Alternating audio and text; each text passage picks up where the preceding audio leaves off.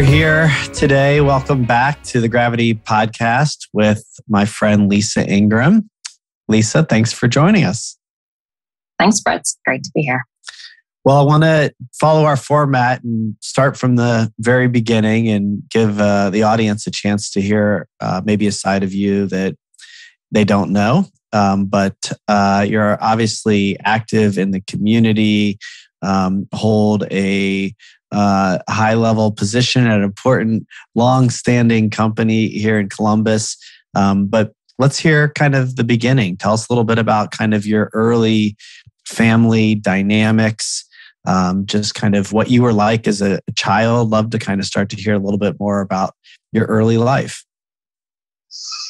Sure. So I was born and raised in Columbus, Ohio, and what was I? I think about that as kind of a long time ago to remember what I was like as a child. But I was pretty active and wanted to try a lot of different things. And my parents were, loving and always around, but they got divorced when I was 11. So that definitely had a big impact on me to have, my world sort of altered dramatically and changed when I was at a pretty young age and have to deal with, going from house to house and whose house am I going to and where am I staying and the different dynamics of living with my father, who I lived with full time, and then visiting my mother. And so that was certainly something that I think was fairly formative for me in terms of being independent. And my dad's a pretty quiet guy. And so I think a little bit of that rubbed off on me to be more introverted maybe than extroverted, although I'm pretty good at being extroverted when I have to be. So, but yeah, I like to try different things. I did cheerleading and I did field hockey and I did diving and I did a lot of sports related things because for me, sports was a good outlet to get to know people and interact with people in a way that was comfortable for me. So I tried a lot of different sports. I wasn't very good at any of them, but I at least tried them. And cheerleading was really kind of the only thing that stuck with me. So when I was in high school, I was a high school cheerleader and had a lot of fun doing that. And that allowed me to develop my extroversion a little bit more, which I think was helpful for me in terms of my future roles that I would hold. I also was, one of the other things that was pretty formative for me was in high school, I had the opportunity to take this AP American History class, which is not super exciting. But during this time, we actually entered a competition that a lot of different schools were doing where we would break into teams and debate about the Bill of Rights. And so I got to argue about the First Amendment or the Second Amendment. And I had to argue pro and con. And our team did so well that we ended up winning the district and then going and winning the state. And so we ended up going my senior year as a class to Washington, D.C. to compete in this big competition. And I think we came in the top 10.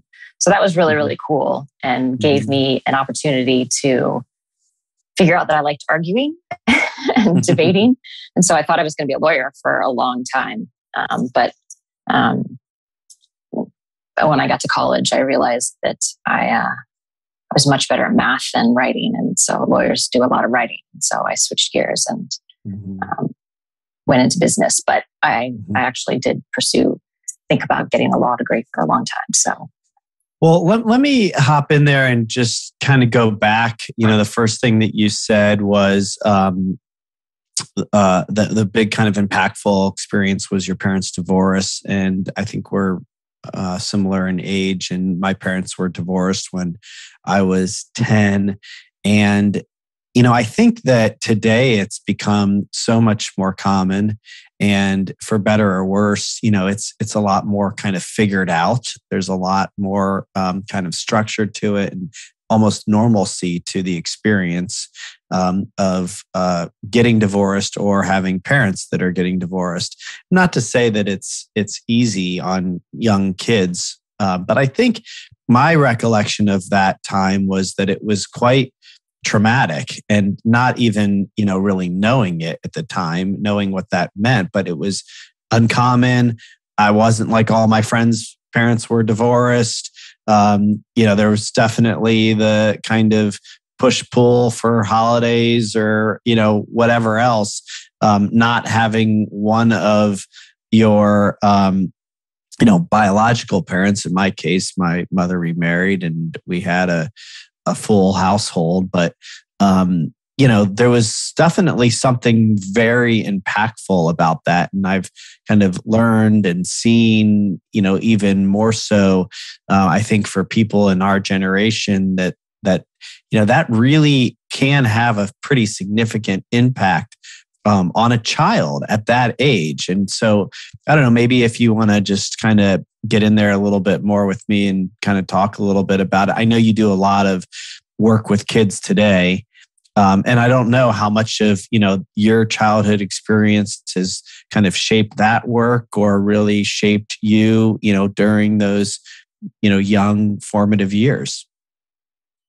Yeah, I think that, as you said, divorce is more common, unfortunately, today. I think the most important thing for children is to know that they have, at least one, hopefully two, maybe more adults that really care about them and are invested in their development and love them and all those sort of things. But, to go from having those two adults in the same household to, like you said, having to sort of vie for whose house you're going to. And I do remember challenges as I got older, particularly, and was in middle school and high school, that I wanted to go hang out with my friends, and I didn't really want to hang out with my parents, which is totally normal, as I have a teenage daughter right now. That I know that's totally normal.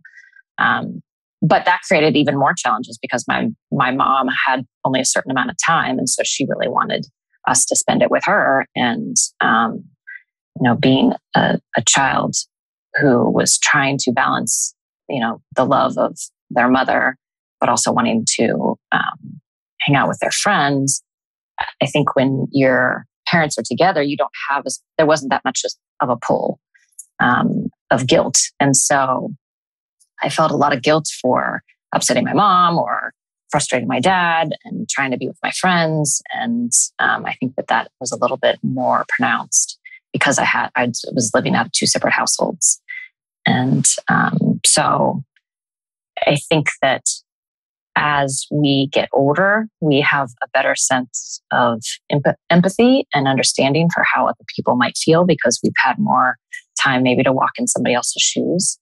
And so I think that with age comes more wisdom and recognition that the way that you were acting when you were younger may have been appropriate for the age that you were, but not obviously maybe the best choices that you could have made. So I try to keep that in mind when I think about my kids, and also when I'm looking at what organizations I want to get involved in. And I definitely have a passion for single moms and how they do it, and what we can do to help them be successful, not only in their careers, but also in raising their children.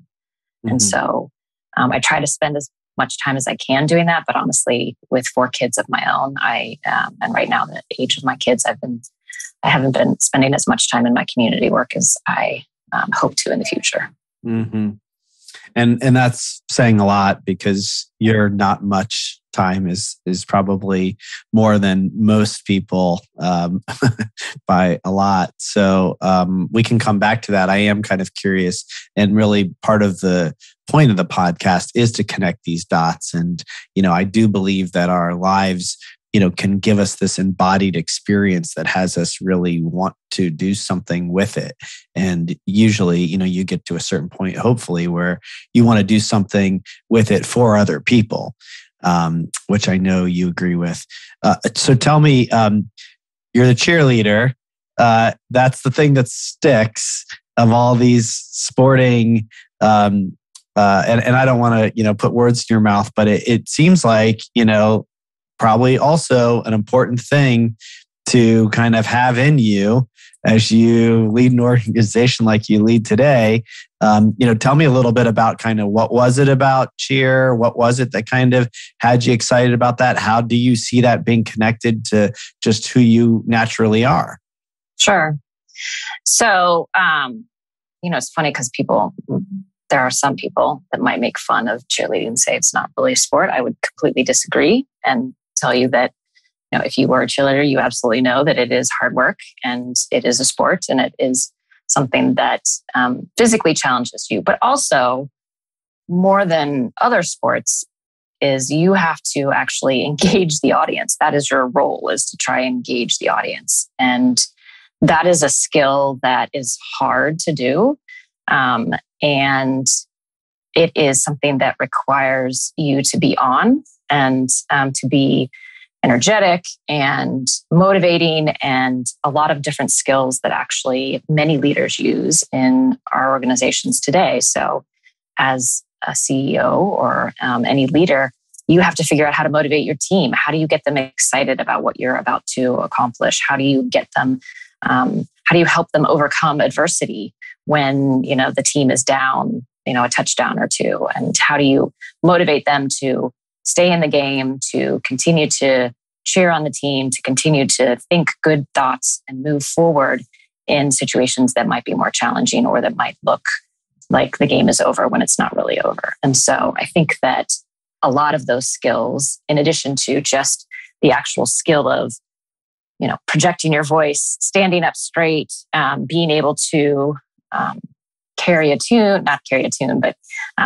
voice or get the attention of a room, I think is really important skills that I have found transfer very nicely from cheerleading to leadership in many different ways. Mm-hmm. And I'm wondering, you mentioned your dad was quiet and that maybe, that led you to be more introverted, but yet, I'm kind of imagining you having the kind of courage to be out there and cheering. There's a passion for it. That's not something I would necessarily associate with an introvert. Not that you can't have, different parts of yourself that, are, more comfortable in different settings.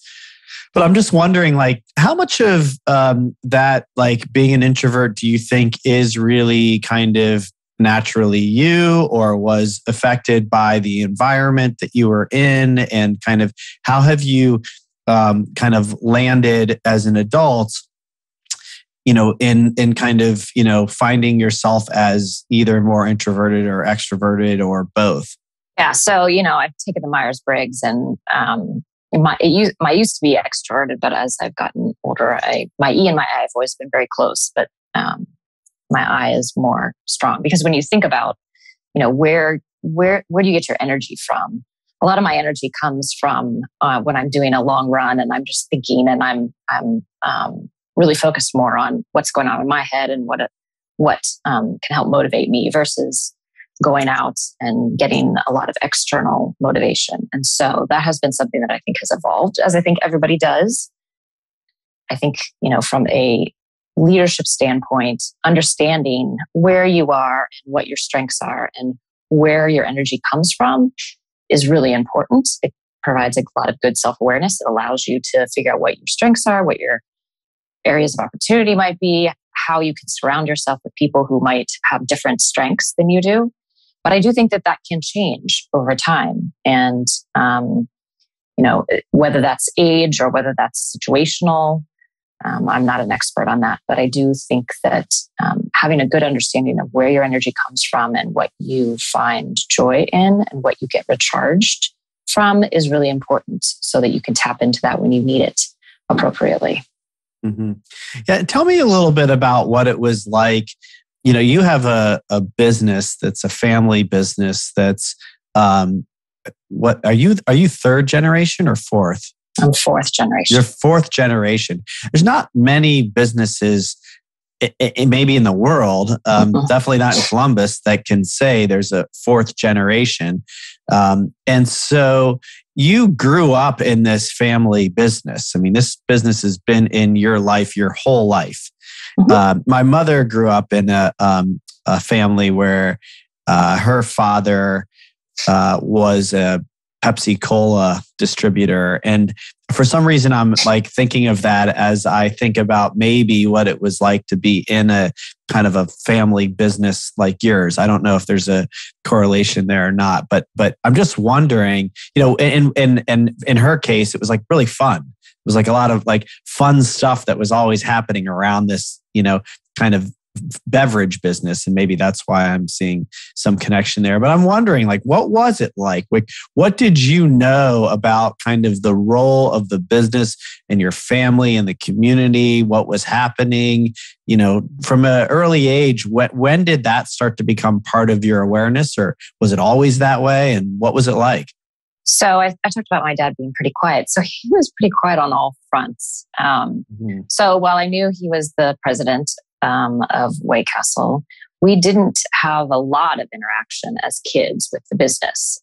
We would go down to the home office. I have lots of memories of going down to the home office and, the way the building looked, the way the building smelled, and walking down the hall and seeing my grandfather and my father and other relatives that worked there, or spending time with Rosemary, who was the switchboard operator, when we would go down there and visit. So I have lots of memories of the people of White Castle, but my father really wanted us to find our own passions. And as I said, I thought I wanted to be a lawyer, and I knew I wanted to get out of Ohio, honestly.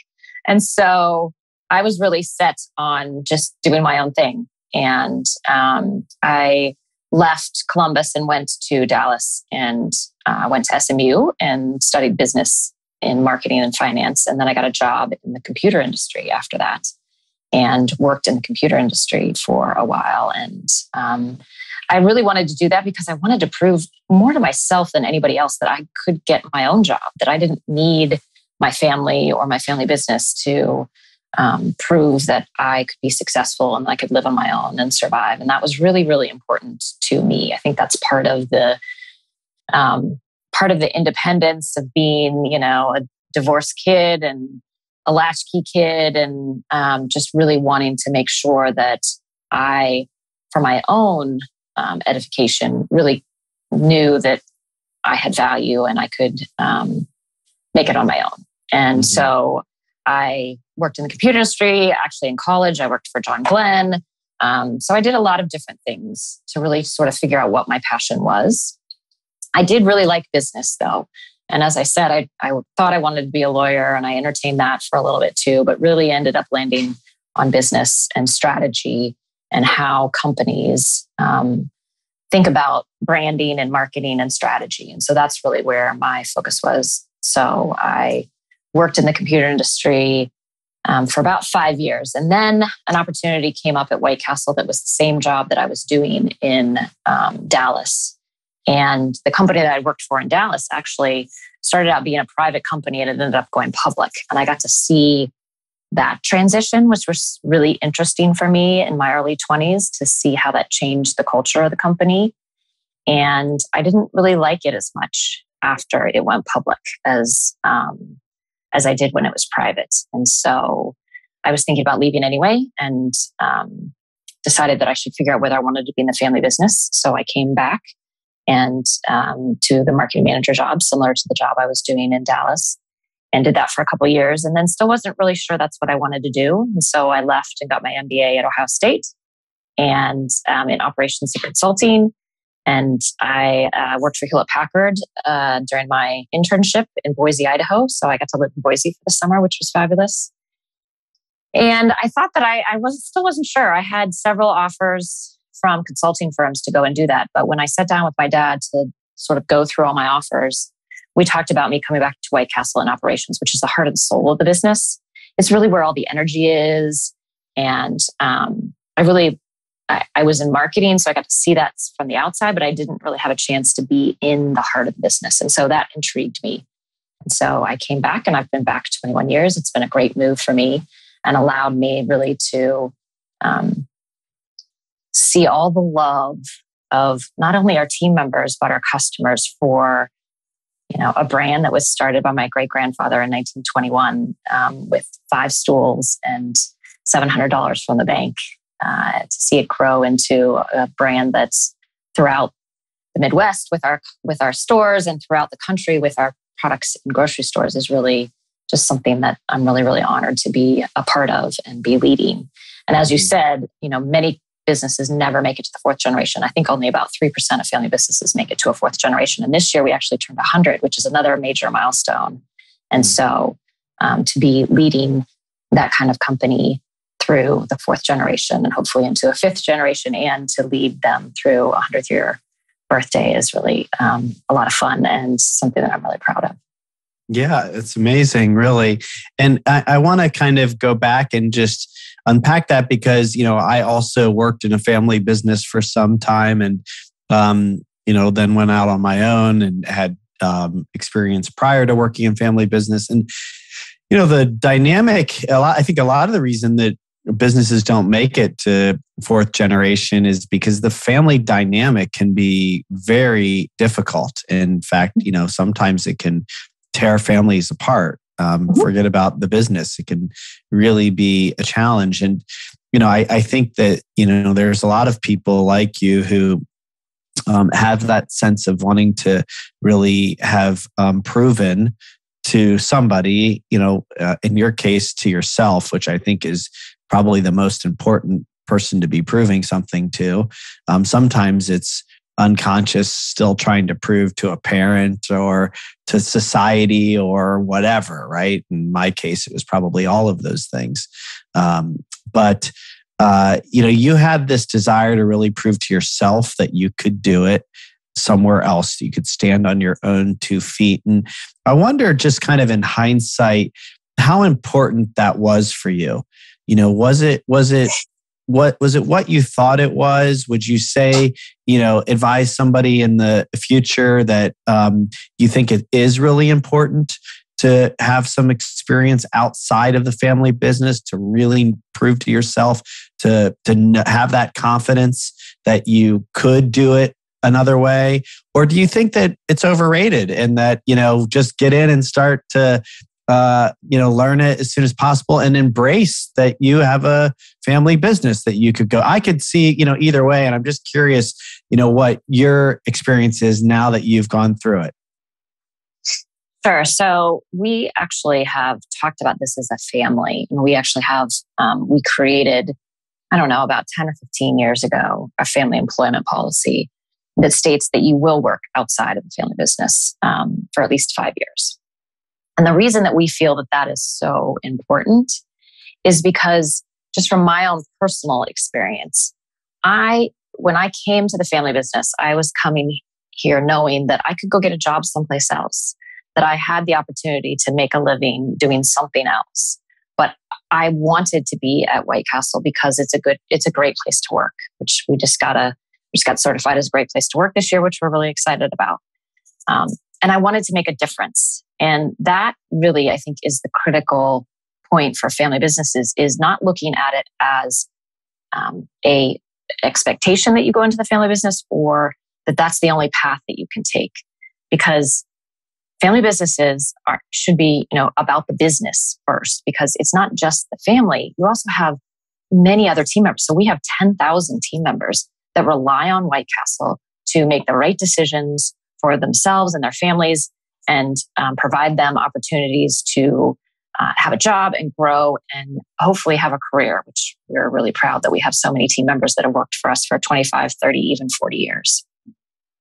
And so the successfulness of the business is the most important thing. The fact that we have family that works here is an added bonus, and it's wonderful. And I love working in a family business, and I would encourage anybody to have an opportunity to work in a family business, because I think as a culture, we are different and we have different values that resonate with a lot of people and allow us to be successful through our first 100 years and hopefully our second 100 years. But I do think it's really important for family members to go outside and really find what their passion is. And that may be in maybe being a teacher or being a doctor or being a mechanic, whatever it is.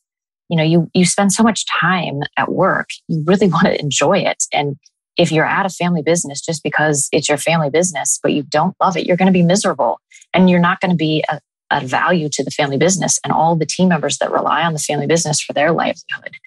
And so we really feel as a family that's important that our family members have outside experience so that they have an opportunity to find what their passion is. And if it is in business and it ends up leading them back to White Castle, that's great. But I'll tell you another story. So when I was working at Daisy Tech, which is the company that I worked for after college, I made a mistake and I had to go and tell my boss about this mistake. And I really thought I was going to get fired because it was big. It was a big mistake. I don't know that as family members, I would have felt that same worry of having to walk into my boss and tell them that I made a mistake and that I was going to get fired. And I think that's important for everybody to understand and feel. How do you have an opportunity to look at different leadership styles? How do you have an opportunity to look at different cultures and what fits for you and what doesn't, and what leadership styles you want to emulate and what leadership styles you don't? And I think that you learn a lot of that outside of the family business. And then if you have an opportunity and a desire to bring that to the family business, I think that's great. We have 9 family members that work in the business, and it's spectacular. It's wonderful to be able to work with family. But there are a lot of challenges in family businesses. But I think a lot of that, I'm going around, but I think a lot of that can be prevented if they do the right things and have the right conversations to allow everybody opportunity to be in spots that meet up with their natural strengths. Mm-hmm. Yeah. So I do want to come back to that, the challenges piece and kind of how you guys have solved for that, because to have 9 family members is no small task. And, but I want to kind of come back and just highlight something you said about kind of what you learned you didn't like, the mistakes that you made and how those were handled. For me, that was the best part of working outside of a family business on my own, was the fear of having to, make sure I was doing a good job, the, worries about, whether or not I was going to keep my job. There were times where I thought maybe I was getting fired. Mostly learning what I did not like. I learned so much about what I didn't like that that really sticks with me still to this day. So yeah, I think I was highlighting this, like, what you can really learn about what you don't like, and just how important it is to really know that, and not know it kind of conceptually or think it, but to have experienced it. That experienced piece, I think, is really something that you can't get anywhere else, and maybe that is the best reason to have that time away from your family. Yeah, certainly I think in all the different jobs that I've had, whether that was waiting tables in college or working for John Glenn or working at Daisy Tech or working for an insurance salesman, you learn a lot about what things really excite you and give you energy. And there are lots of things that I found really boring and mundane. And I knew that I didn't want to do that. I think you also figure out what your strengths are. So I talked about I wanted to be a lawyer, and I've wanted to be a lawyer since I was 5. When I got to college and I actually took a law class, it was my favorite class. But I had to work so incredibly hard. When I would write my papers, I would spend like a week writing my papers and I would get like a B- on it.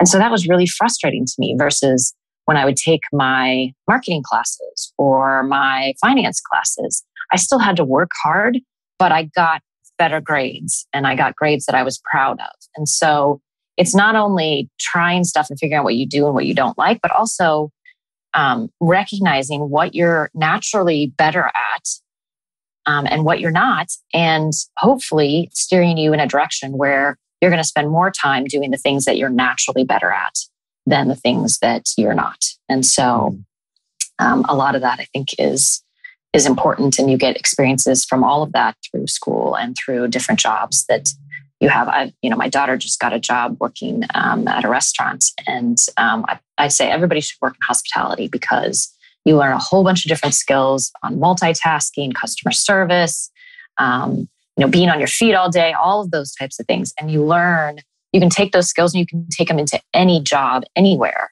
Mm-hmm. But it's good to have those experiences so that you can figure out what things really give you energy and what things may not be what you want to spend 8 hours a day doing. Mm-hmm. Yeah, I was a busboy at Lindy's in college, and best and worst job I ever had.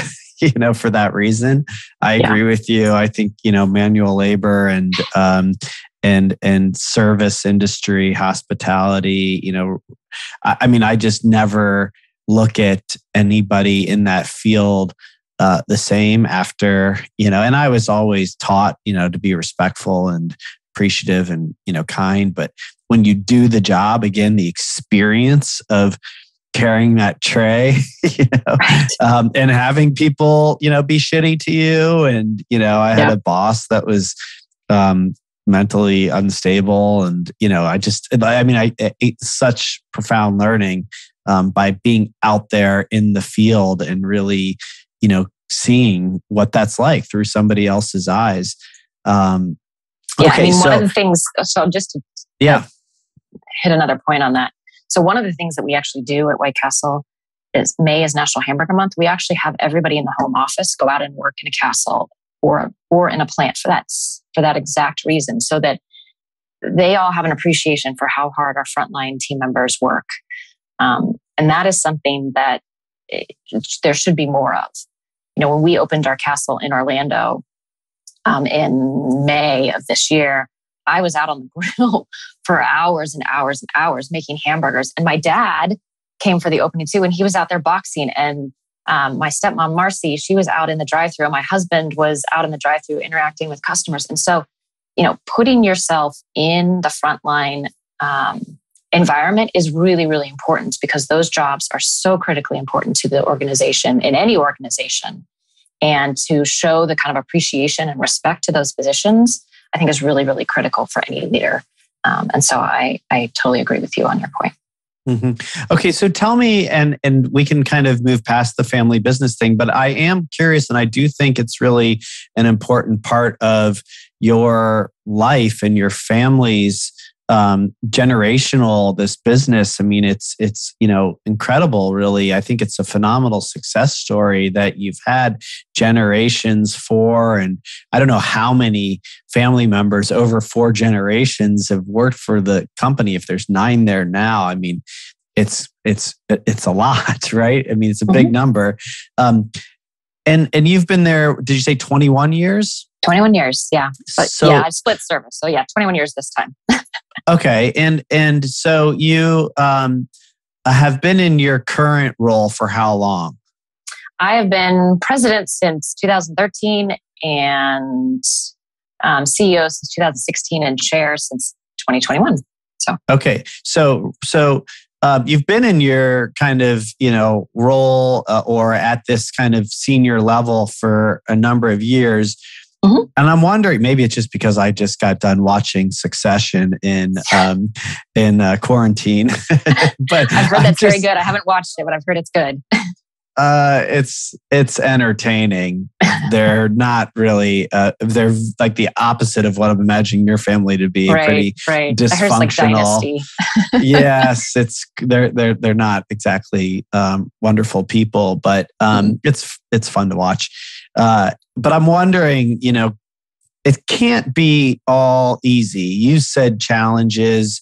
You guys have managed through it, and I'm wondering, if you can speak a little to the challenge of the family dynamics and how you've managed through it. There are others out there, and I know this is like a very common thing. The family business dynamics can be very challenging, and people are trying to find different ways to make it work, to get through it, to make it great like you guys have. So talk a little bit more about that. Sure.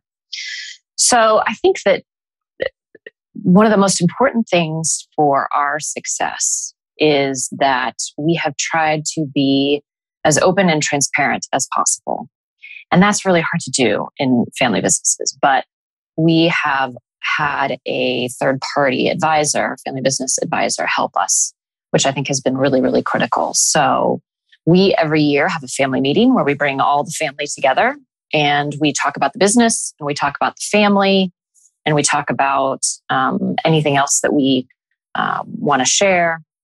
And that allows everybody to be grounded in the same information and spend common time together, building relationships and building bonds. And we've been doing that for a really long time. And I think that that's been a critical part of our success. The other thing that a lot of family businesses really struggle with is the succession planning. And so a lot of people ask me, how was I chosen to pick for this job? And it's a pretty interesting story. So the third generation, so my dad and his sisters pulled all the fourth generation into a room. And I don't know when this was made. This was 15 years ago.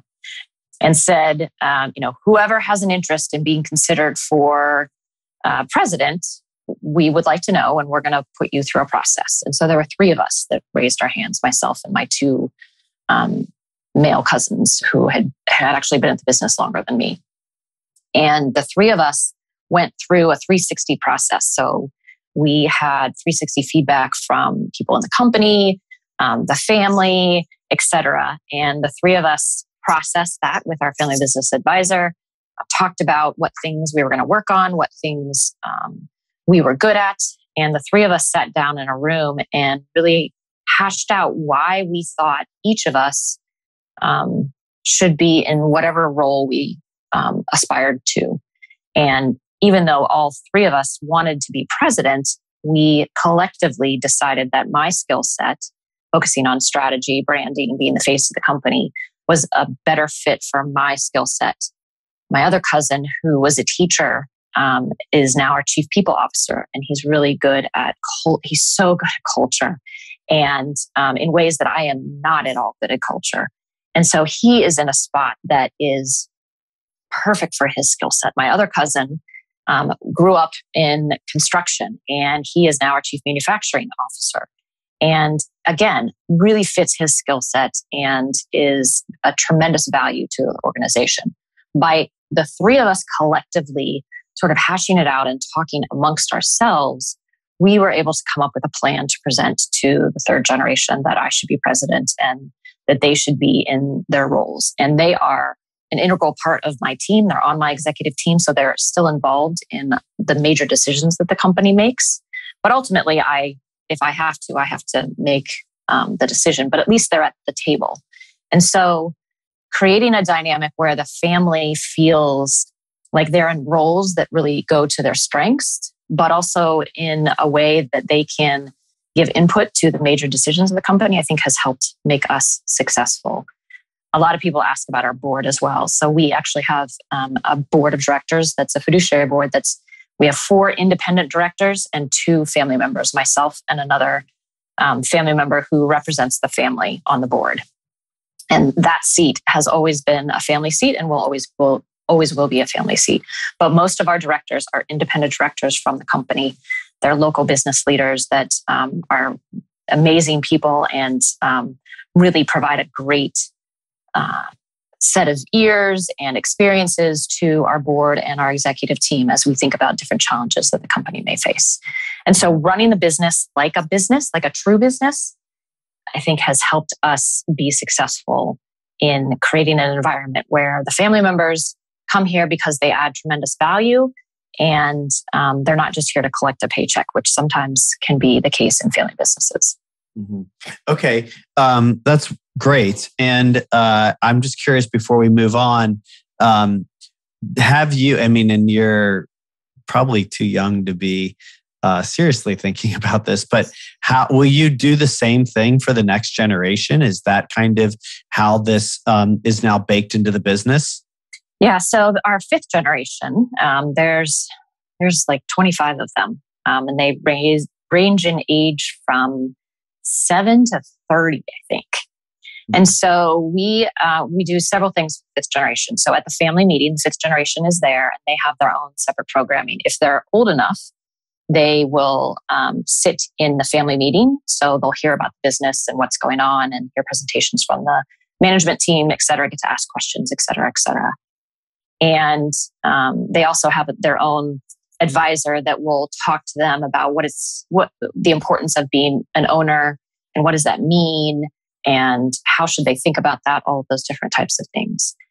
This year, we actually started a internship for the fifth generation in the summer for those that were in high school or college, and allowed them to come in and work in the business. And that was very well received by the fifth generation. So we're planning to do that again to give them opportunities to get involved in the business and see what an opportunity of working at the business might look like. And for them to also figure out, just like we talked about earlier, what do they like? What do they don't like? And maybe they figure out after working in the business that they don't really like the business, and that's fine. And they can go and pursue their passion elsewhere. But it'll give them an opportunity if after they've worked their 5 years someplace else, they think they might want to come back to the business, at least having an idea of what different departments might do that might be a good fit for them. Mm-hmm. Yeah, great. Really interesting. I figured you guys had put a lot of thought into that already, knowing now that there's 25 of them. Yeah. You kind of have to start early and plan ahead. And right. It will be interesting to see kind of, how many choose to opt out and do their own things and who's left and how you make that transition, which again is probably not something happens anytime soon. Hopefully still not. Yeah. Kicking ass where you are. So tell me a little bit. Yeah. Tell me though, about being in this job now. I mean, you are a mother to 4 children. You do run long distance and have all these passions and hobbies and do a lot of work in the community. Tell me a little bit about kind of that, the challenge, the kind of, ups and downs of being able to wear all these hats. I think the biggest challenge for me right now is really prioritization. Because I feel like in my role, I should be a good leader. I should be a good mom. I should be a good wife, and I should be a good community advocate. And I have realized as my kids have gotten older, when they were younger, it was actually easier to be involved in the community because I knew where my kids were going to be. I, had control over their schedule, et cetera, et cetera. Now, as my kids have gotten older, they have their own lives and they have their own friends and want to do their own things. And so my time to be able to spend with them is more limited. So I've actually cut back on my community involvement, which makes me feel guilty, honestly, that I'm not doing as much as I should be doing. But the stage that my kids are at, I know that that's a short window, and there will be time, hopefully, for me to get back involved more in the community and make a bigger impact there than I feel like I'm currently doing. So I think the biggest challenge for me is just really prioritization. And I think that changes based on your situation with your children and with your job needs. Sometimes the business, last year during the pandemic, I was spending a lot of time on work because every day was a new challenge and trying to figure out how we're going to deal with this regulation in this state and this regulation in this state, et cetera, et cetera.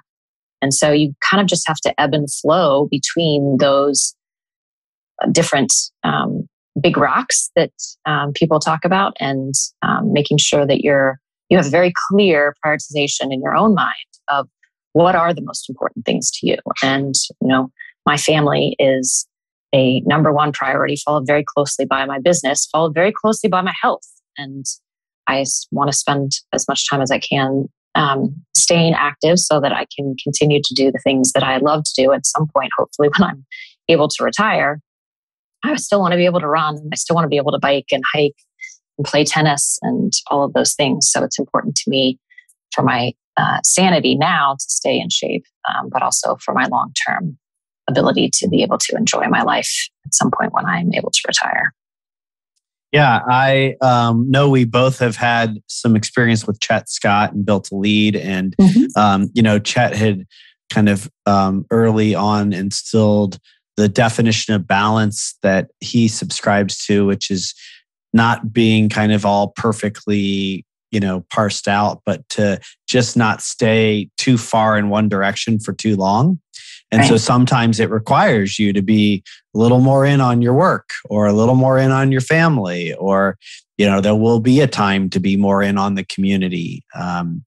And I think that, you said something about kind of the should be's, that to me is a big problem that we all have to grapple with, that we feel like we should be something for somebody, right? And like you said, it's really priorities, because you can't be everything for everybody and also be there for yourself. And if you're not there for yourself, then you're not going to be able to show up for everybody else. At some point, there's a limit to how much you can just give yourself away. And I do, know that you spend time, that the running, is something that is fueling you. Might take a lot of energy, but you're getting a lot out of that. I also like to run, and I know you like to ski and get out in nature. And boy, it's so important if you're gonna be able to give as much as you do to have that self-care. Maybe you could just elaborate a little bit on kind of how you've managed, whether it be through coaching or exercise or any other modalities that give you that kind of energy. Sure. Yeah, it was actually Chet Scott who told me that I should on myself too much. Yeah, there you go.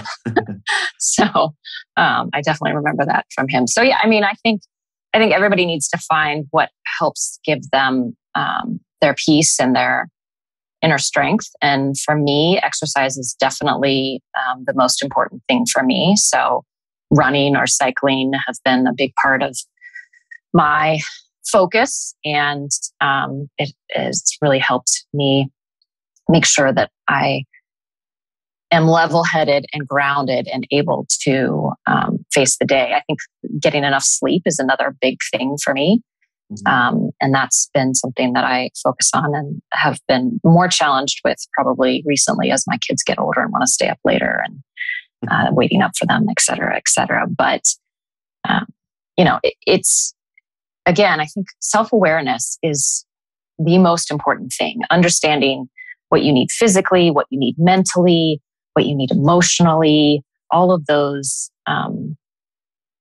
that awareness is really helpful for you as a person, for me as a wife, for me as a mother, for me as a leader. And I think whether that's using a coach or going to seminars or going to an immersive place that really helps you find your center, yoga or whatever that is really important for everybody to find. And those things take up time because we only have a certain amount of time. We only have 24 hours in a day.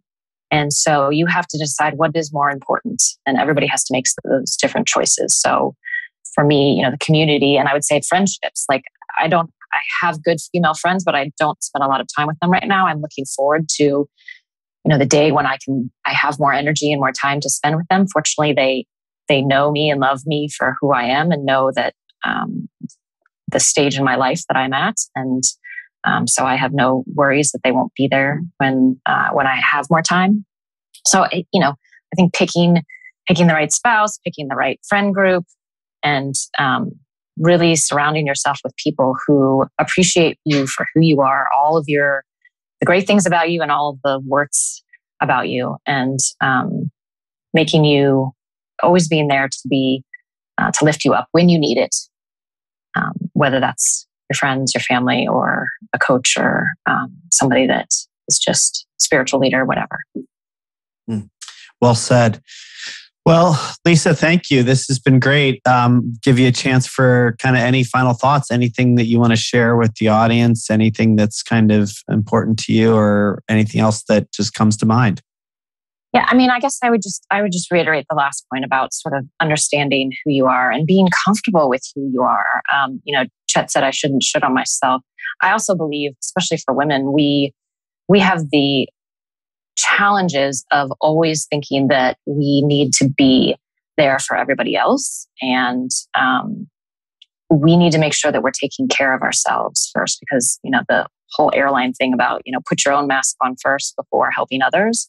We need to make sure that we are doing the things that help keep us in a good place so that we can help those around us that we love and that we want to be sure that we're there for. And I think as women, because of wanting to take care of children and all that other stuff, not to say that men don't have this same desire, but when my husband and I talk about our need to interact with our kids and be there for our kids, we have different views on that. So I'm taking that from my own experience that as a mom, I think I want to be there for things more. And so I need to make sure that I'm taking care of myself so that I can do that for them and for my team members and for the community at some point. So I would just urge everybody to make sure that they're taking care of themselves and really understand what it is they need and what gives them energy. Yeah. And I think, just to kind of add to that, it's not a straight line. There's not a one answer. It can be a little messy in trying to figure that out and give yourself the kind of grace and, room to not get it perfect, Absolutely. And I think maybe there's, truth, all around in that, like, our kids are actually going to be okay because we're thinking about this to begin with. Right. But we really want to get it right because we really care. And, we're probably doing better than we sometimes, give ourselves credit for. So anyway, I think I was go ahead. just going to say, especially when you think about like how independent we were as a generation, I think they're going to be fine. I think our kids will be fine. I do too. Yeah, I think so. Anyway, thank you, Lisa. I really appreciate you taking the time and sharing your story. I think you're a wonderful role model for a lot of people. You're probably too humble to accept that language, but I think you are. I think you're leading very strongly, and leading on many fronts. And people really do look at you in this community as somebody who is really showing up as a role model. So thanks for that and for taking the time to share yourself on the podcast. Yeah, thanks, Brett. It was good to talk to you.